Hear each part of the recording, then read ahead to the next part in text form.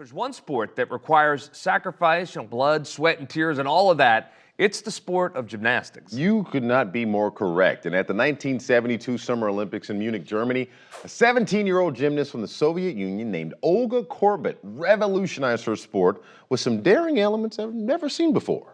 Now, on the balance beam, she mastered the backward somersault.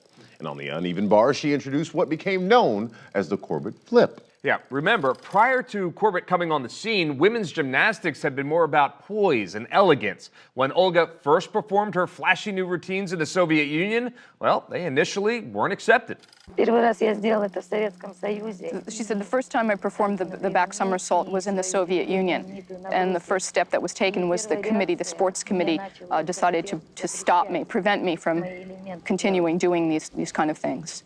What was the reason they gave you for not wanting you to perform that particular routine?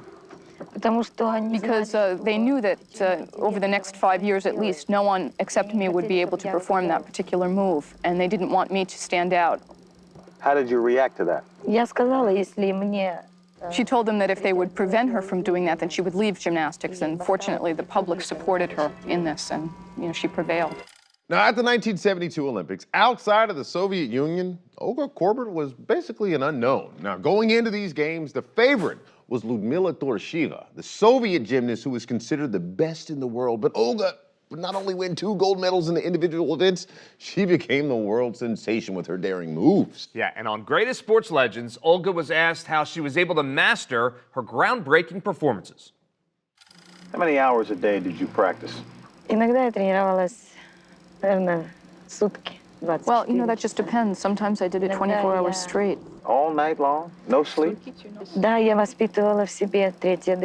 I was able to sort of unlock in myself a third wave or a third breath when you were certain that you couldn't go on, that you would not only go on, but you would do it better than you had done.